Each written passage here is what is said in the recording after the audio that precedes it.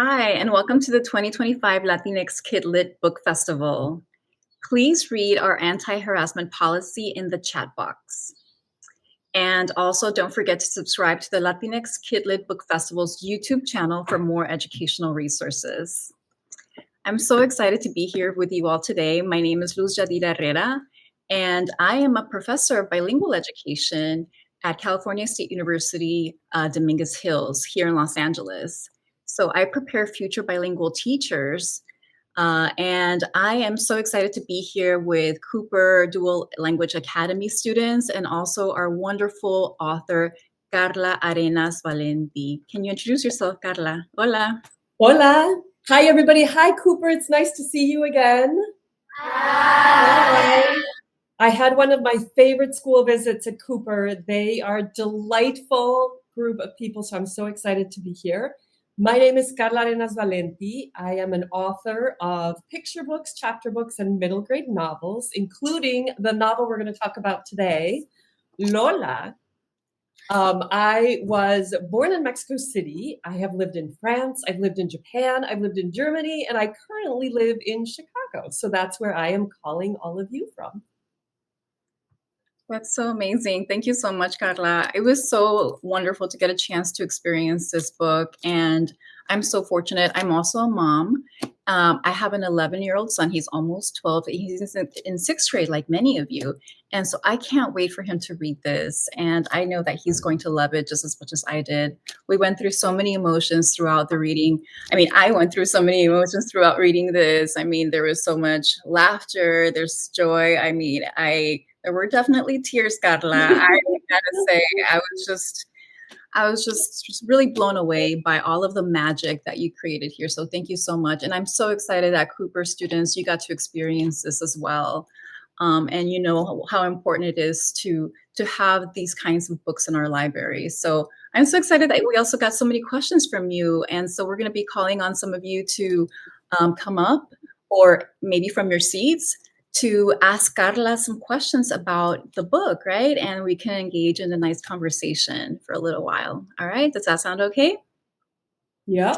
All right, yeah, perfect. Okay, so I just want to start by calling one of our students who is going to pose a question. So Leah, can you ask your question to Karla, por favor?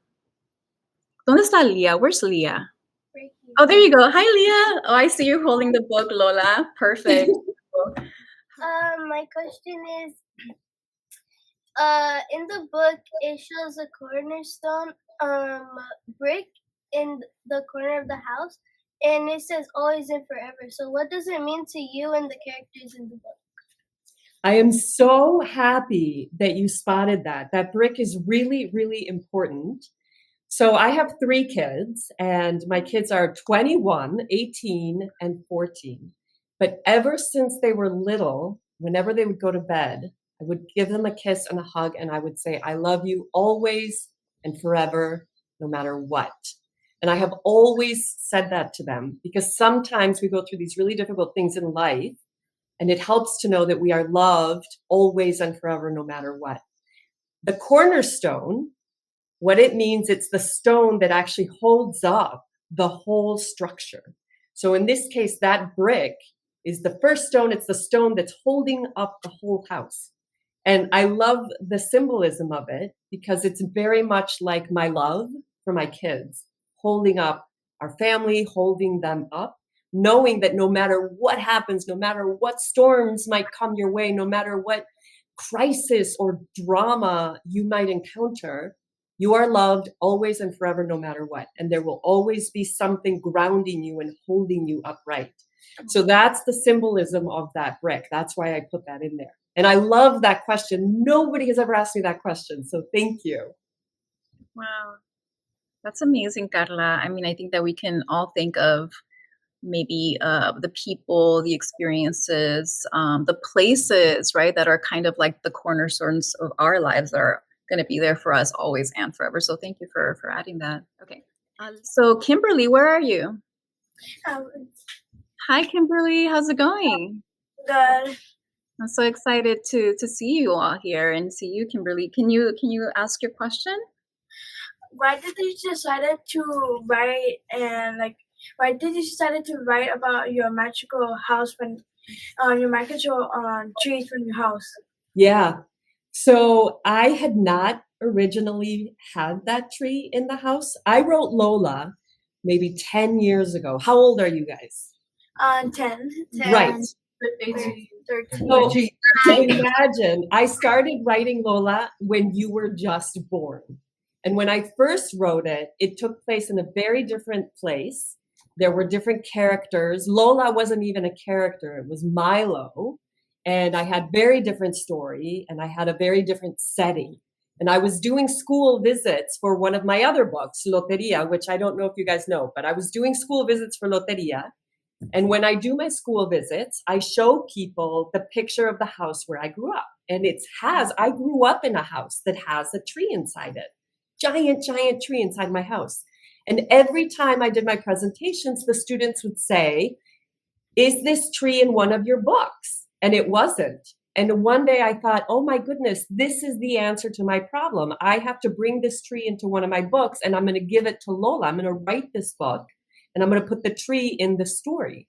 So I hadn't even initially thought about putting the tree there. And I only did that because the students and readers like you guys thought that would be a really cool thing to do, which of course it is. It's amazing. And also the chaneques. So when I was growing up, I'm pretty sure my house had chaneques. And so I tell the students about the chaneques and they asked me if I had put the chaneques in the book and I hadn't. And so it was really the decision of the readers that prompted me to do that. And it was a great decision because it turned out to be a perfect setting. And then you can see the tree here. It's a beautiful picture. So I'm actually very happy for students like you who have such creative ideas. Karla, that's such an amazing story, like that you were able to get such wonderful ideas from students and actually incorporate them into your writing. I mean, really, they were central to at least this book. Absolutely. It changed the whole book. It changed the whole story. And once I did that, once I put the tree in there, the whole story came through. Because the reason that it had taken me 10 years to write was because I couldn't quite figure out the right plot, the right setting, the right people. And unbelievably, maybe not unbelievably, but once the tree was in the story, everything else came together. And after that, it was like I found my plot, I found my characters, I found the setting, and it all revolved around the tree. So it's just incredible how one idea, one teeny tiny idea can change everything. I love that. That's wonderful. And actually, to that end, Karla, can you just give us a quick summary, especially for viewers later watching this? Maybe they want to read this book, right? They haven't had a chance to read it. Can you give us a quick summary of what Lola is about? And I know you mentioned a little bit about the tree. Yeah. What else can you tell us? So as the Cooper kids will know, I don't want to say too much, right? Because there's a fun little twist at the end and we don't want to spoil it for everybody. So what I will say is that Lola it actually takes place in my house. I grew up in Mexico City. So it takes place in my house, this house built around a tree. And there's this tree in Lola's garden. It's a beautiful tree. It's a magical tree. It has blossoms that change with the seasons. And Lola, our protagonist, loves this tree. And one day she notices that there's some strange things happening to the tree. There's some gray, crusty spots. Some of the leaves are turning to ash. It looks like the tree is very sick. The problem, though, that alone is problematic, but the problem becomes even bigger when she notices that those same gray, crusty spots are on her brother, Alex. Wow. And she loves her brother, Alex. And poor Alex has not been well since this thing that happened in the past. And you don't find out what this thing that happened is until the very end. But since this thing that happened, Alex has been sick. And now with these gray, crusty things starting to spot his body, Lola's really worried that something very serious is happening. And so she goes to an oracle that happens to live next to a grocery store, because that's where the best oracles live. And the oracle tells her that Lola has to go into this magical kingdom called Floresta. And that's where she's going to find the answer to what's happening to the tree and what's happening to Alex. But the answer is never what we expect it to be. And in order for Lola to really get the right answer, she's going to have to confront some very difficult truths and make some very difficult decisions. And then, of course, there's a twist at the end and lots of tears. And Luz, I'm going to tell you, I cried every single time I had to revise that story. And I know it. I know the story. I know how it ends. And every time I revised it, which is probably 30 times, when I would get to that part, I would start crying. And I think it's just, sometimes there are experiences that move us no matter how many times we know about them. So I hear you. I feel you. Wow. Thank you so much for sharing that, Karla. I think that, I wanted to highlight two takeaways from that, right? It's like, even though you knew the ending, what was happening, it was still very an emotional time for you. And also just from like a writer perspective, and all of you at Cooper, you are all emerging writers and writers now, right? You said 30 times. You wrote this, edited, reviewed it about 30 times. That's really important for us to remember too, right? That you have to go through these the process of revision, and it's important to get feedback, right? And to work on your writing that way. Not the first time it will ever be perfect, right? So my daughter at the time, she was about your age, Cooper, when I started writing the book. And so I had her read it, and she gave me great feedback. And she was so helpful in pointing out areas where the book was doing a good job, areas where it got really confusing or messy, characters that didn't make sense. And it was really hard to get feedback from her because she is the person I was writing for. I was writing for your age, for you guys. And so it's one thing if you're getting feedback from an editor, it's another if you're getting the feedback from the people that are going to be reading the book. So I feel like that was the most important feedback I got, was from the actual people that would be reading that book. And it was really, really helpful. She had some very good ideas. That's very cool. Thank you for sharing that. All right. I want to go to another student question. So we heard from Leah. We heard from Kimberly. How about Genesis? Where's Genesis? Oh, hey, Genesis. Good to see you. How are you? Good. What's your question for Karla? Que si Karla es como su vida, si es como un personaje de Lola's book. Entonces la pregunta es que si Lola es como un personaje de mi vida o como yo. ¿Sí?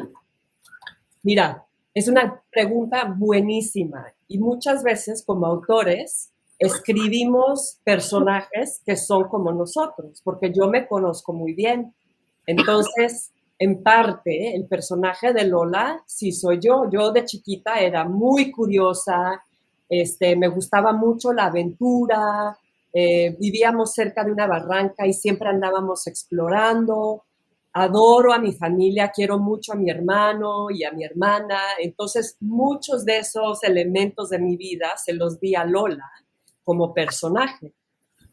Pero también ella es un personaje único, entonces también le quería dar su personalidad diferente y que ella tuviera sus ideas que son un poco diferentes a las mías. Entonces es un poquito de ambos, ¿verdad? Un poquito de mi vida y un poquito de una vida original que le damos a Lola y a todos los personajes. Muchas gracias. So Genesis wanted to know the connections or the how Lola is connected to your own self, right? Do you want to give just a brief summary of what you answered in English? So with many of our characters, we always incorporate aspects of ourselves. We know ourselves better than anybody else.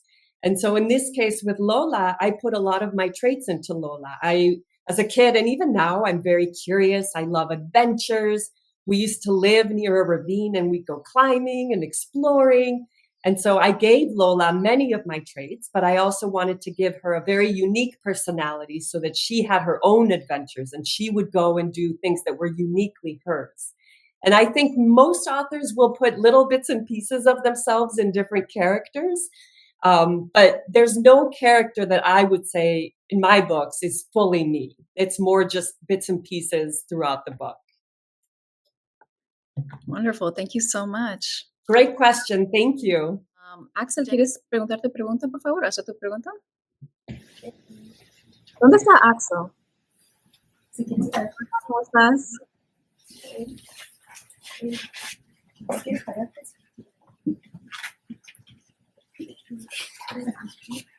¿Cómo mantenían el árbol vivo dentro de su casa? ¿Cómo manteníamos el árbol vivo en mi casa? Muy buena pregunta. Entonces, mira, el árbol estaba dentro de la casa, pero estaba sembrado en la tierra.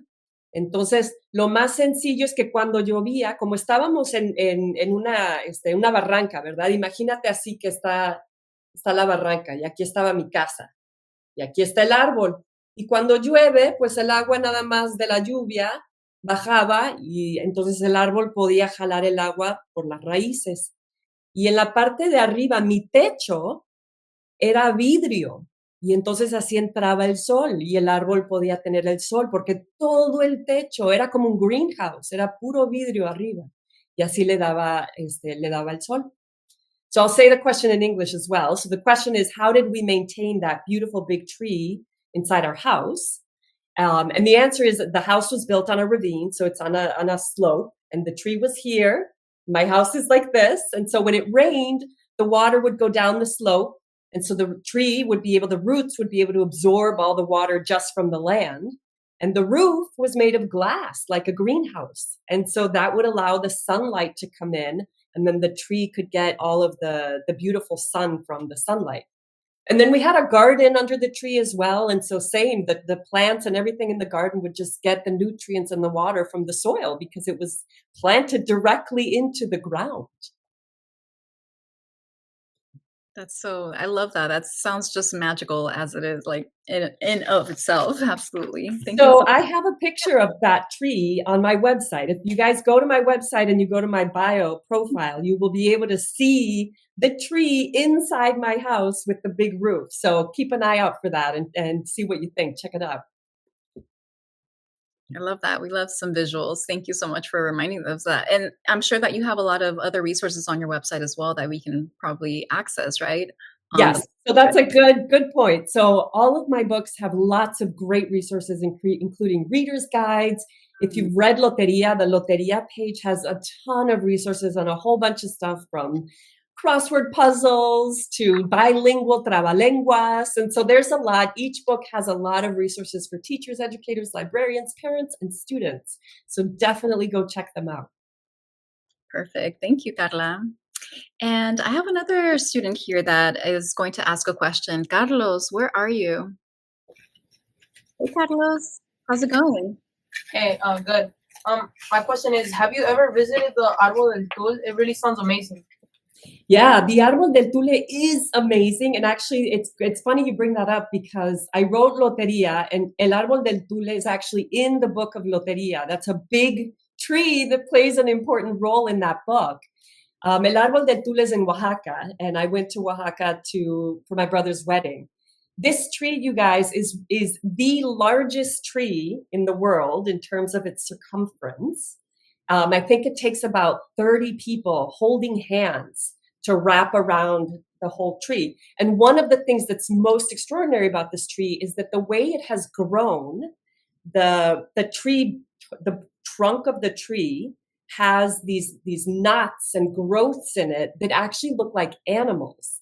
So there's a growth that looks like an elephant, and there's another one that looks like a crocodile, and another one that looks like a lion. And so it's very famous, not only because of its size, but because it's got all of these animals. It's like a menagerie built into the trunk of this tree. It is amazing. If you get a chance to see it, you really should.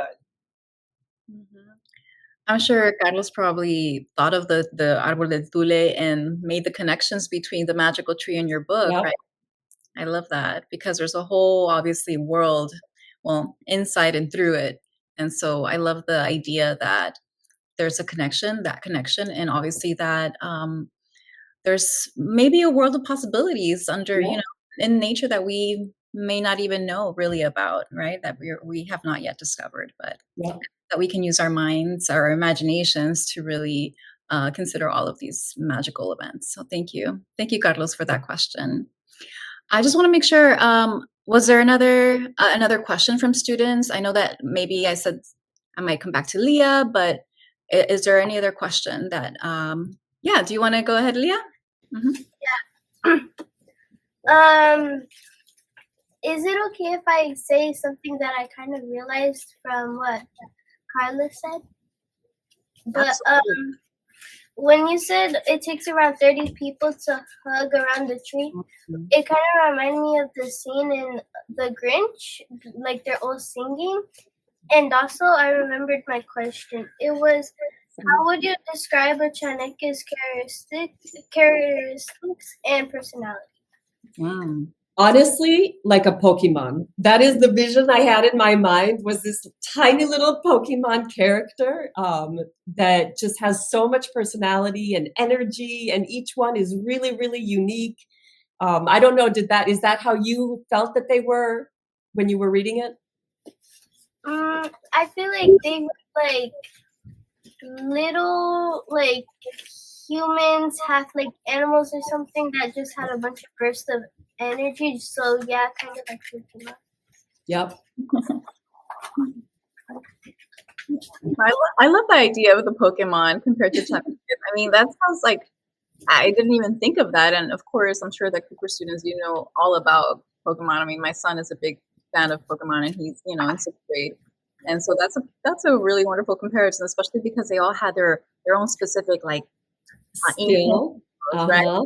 Superpowers or ingenios, and I love that each one had their own sort of specialty. And I love one of the Chaneques, right, Kuali, who was a little worried there for a little while that he hadn't found his ingenio, his thing. And I think that was a really nice message that you had there for readers, Carla, about how sometimes it might not take us all the same amount of time to find sort of our maybe our thing that we're really good at, our passion that we really want to really fully focus on, our ingenio, right? And so I think it was really a really important reminder that everybody's on a different journey, not to compare yourself to other people, right? And that perhaps we all will find our ingenio, our thing, when the time is right. Well, and that it's not always what we think it is, right? I think we set out wanting it to be this thing. I want to be this, I want to be that. And sometimes if you just go on the adventure that life has in front of you, you will find it. It's right there. It turns out to be exactly who you were all along. You just didn't see it because you didn't have the opportunity to go on that grand adventure. Thank you so much. And I'm sure that, Cooper students, you all think you all maybe have an idea of what you might want to be when you grow up, right? But there's so many different things that you don't even know yet, right? And so your mind is probably going to change a few more times by the time you get a chance, right? To be fully a grown-up. So that's part of the journey, and that's part of the fun too. I do have a couple of other questions, Carla, that I wanted to bring up. And I really love this idea of the interdependence and interconnectedness that you show through the book about how we're connected, human beings are connected to nature and vice versa, right? And so in the book, you talked about, the characters pointed how losing one of the fruits, the Mariana fruit, was actually so impactful because that meant that one creature no longer had their food supply, and this creature their job was to clean the waterways, right? And so now you didn't have you had murky waterways, and you couldn't really, see through the water like normally you wouldn't be able to maybe swim through the water like normally, right? So it just kind of reminded me as a reader about the interconnectedness of it all. Can you talk a little bit about your intention there and the message that you wanted us to walk away with? I'm glad you highlighted that. The interconnectedness is actually an important theme that runs throughout the whole book. And a couple of the visuals that I was thinking was trees and the roots. I read this book last year called The Mother Tree, and it talks about how in a forest you have the main tree that, let's take an acorn, right? So it lets its acorns go. The acorns get into the ground. You start to have your little sprouts. That mother tree knows which baby trees, which saplings came from her. And so what happens in a big forest is that the mother trees will send nutrients to their saplings. If there's a fire, for instance, they will send messages to their family, to their saplings, letting them know that there's fire. If one of the trees is sick, they will send specific nutrients to their tree that is sick. And so that mother knows its babies. And that was incredible to me to understand that a tree can have that same connection that we have as humans. So then that same concept, we also know about mycelium, right? So the mushrooms, right, under the ground. It's a vast connection where all these mushrooms are connected to each other. They're connected to the trees. They're sending messages and information. And if you damage or hurt or harm a part of it, it isn't a solo unit. It impacts the whole system. So in that same way, the whole point of this is that theme of interconnectedness. None of us are in isolation. We may feel like it's just me. We may feel like it's just my situation, but we are intricately connected in invisible ways and also invisible ways. So it's everything from how Lola is connected to her brother. And one of her concerns is what happens to that connection? What happens if if our lives change and we're no longer connected? And so connections permeate human relationships. They permeate plant relationships. They permeate animal relationships. It's an ecosystem. It's all sustained as a unit. So when we take care of each other, when we take care of the world around us, we're taking care of ourselves and our future. So there were many instances of that through line, of that idea of interconnectedness. And I love that you highlighted the Mariana fruit, because that was exactly one of them. I was really trying to show what a huge impact it has on this world to just the pips, but it isn't just the pips. It's everything. Absolutely. Thank you for that reminder. I think that we all maybe could use that reminder every once in a while and really, really understand it, right? Thank you so much.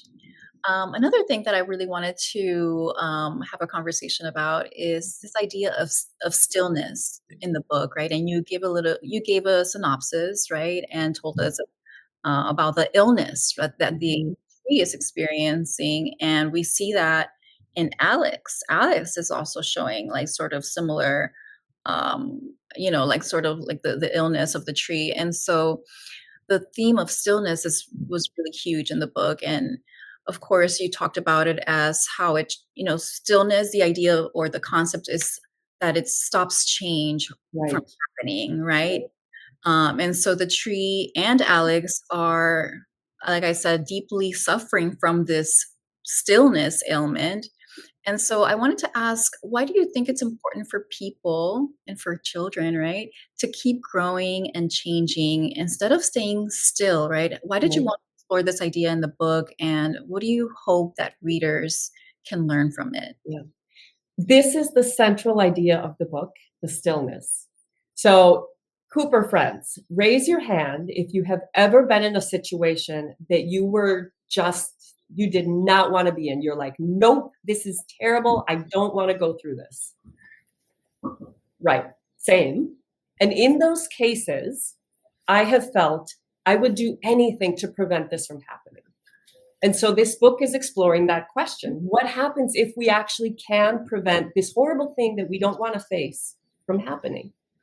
I had a situation happen to me, and I mentioned this in the author's note, so you may have read this, but I had a situation happen to me when I was a young girl that fortunately did not end in tragedy. But I have never stopped thinking about what would have happened if things unfolded differently.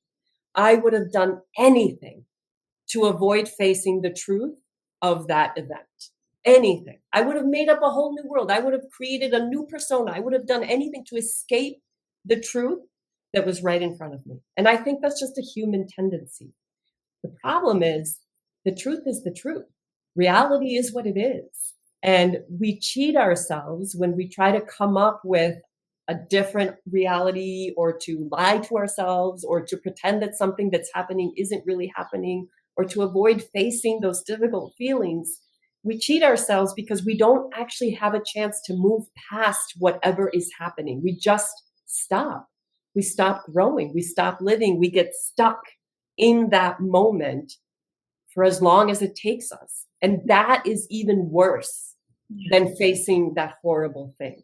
And that was my lesson. That was the thing I learned in writing this book, because in a way, I wrote this book to confront those big feelings that I had been living with for decades.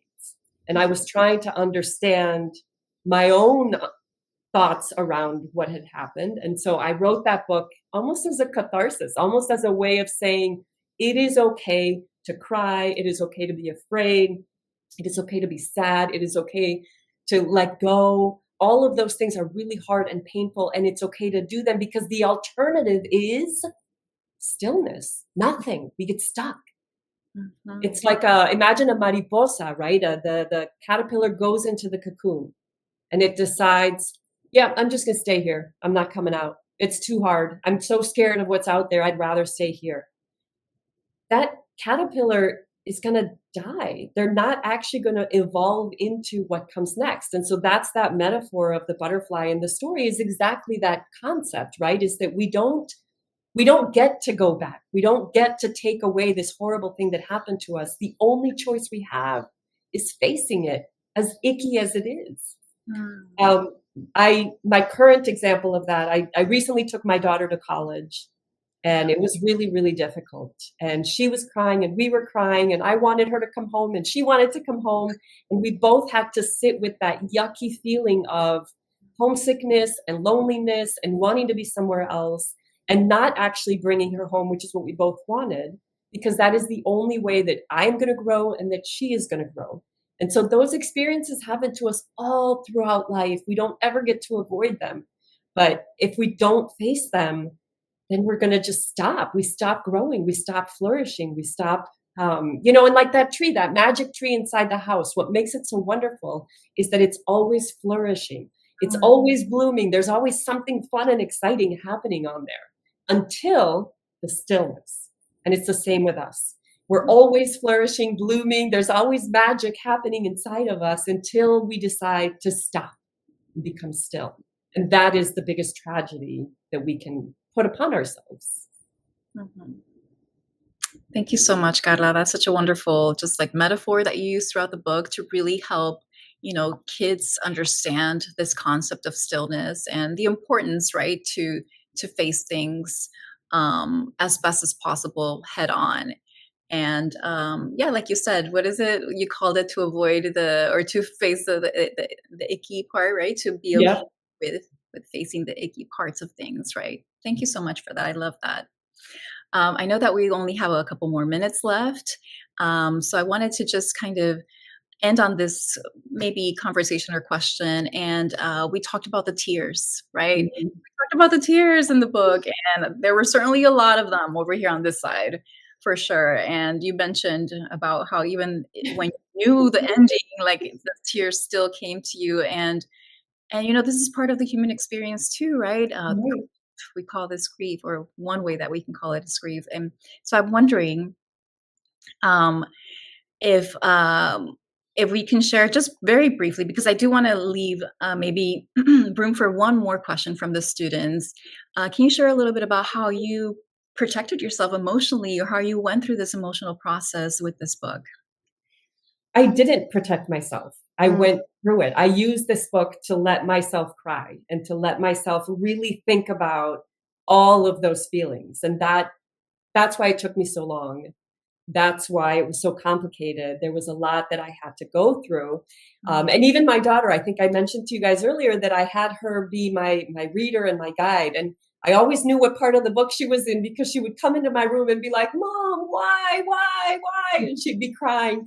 But it's okay. And I think part of what we need to be able to let books do to us is have those feelings. We should be reading books that make us feel things and that help us guide us through those big emotions and those big feelings. And so this was a good example. The only way that I could make this work is if I didn't hide from the truth of this story. If I just allowed myself to write it out with the tears coming down and really face what I was trying to put on the pieces of paper. Thank you for that reminder. You got to go through it sometimes. You can't protect yourself, right? Thank you so much, Karla. And finally, Cooper students, Is there one more? Okay, there's a question. Can you tell us your name and ask it in English or in Spanish?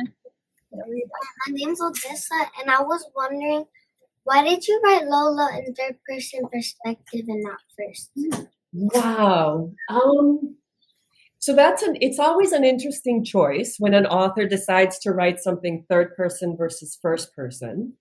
In third person, you get to show readers other things that are happening that the first person protagonist or narrator isn't aware of. And so with a book like this, there were things that I needed you, the readers, to know that Lola didn't know, because I wanted you to be able to figure what was going on even before she did. And the only way that works is if it's in third person, because if you're going through the book through her perspective, you don't have visibility into all the other things that other people are doing or feeling or experiencing.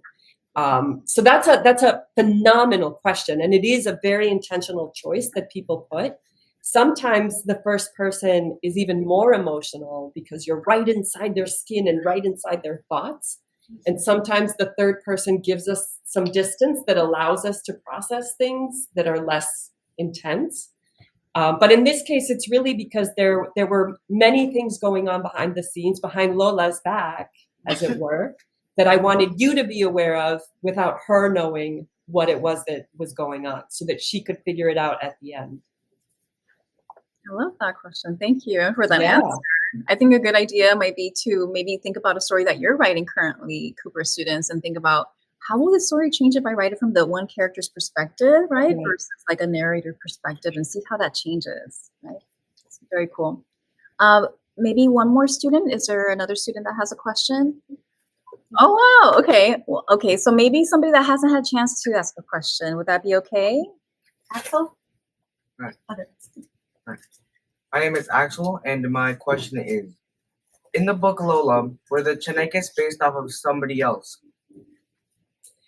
No, but I think I mentioned the house I grew up in, I'm pretty sure had Chanekes. And so they're maybe based on what I thought was living in my house, if that makes sense. And really those personalities came to me just like right? Like really like the Pokemon idea where you just have like so much character just bursting at the seams. So it was less based on someone else and more just organic. The characters just kind of popped into my head. Thank you. The other student, that they want to ask their question as well? Since you didn't get a chance to ask your question? Okay, and then we'll close it out. Thank you. My name is Vidani, and my question is, what inspired you to write Alex's character? Well, the story is actually about siblings, and that's based on the event that I told you happened to me. So I needed a brother and a sister. And so Alex, like he's really just, he's not based on anybody in particular. He's just a brother. I needed a brother to be in the story that Lola really loved. But his character actually, probably more than anybody else, is really unique. I didn't really base him on anybody else. Thank you for that. And it's so cool that you are bilingual students, right? And Lola, of course, is written in English, but we see tons of Spanish.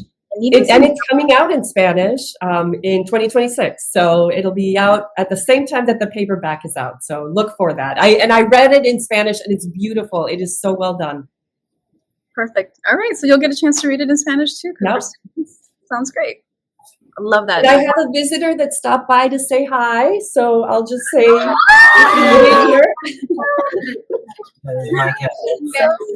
he's been spying on us and listening to our conversation this whole time. Of course. Everyone do that. Everything flows well. Yeah. Well, thank you so much, Karla, for your work, for the magic that you brought to this book, and to Loteria too, of course. Again, to Cooper students for your just wonderful questions and just being a great group of students. And thank you so much for attending the Latinx KidLit Book Festival, and nos vemos pronto. Adios. And thank you, Cooper. I love you guys. I'm so excited that we got to do this together. Thank you. I hope you have a great rest of the day. Adios. Bye.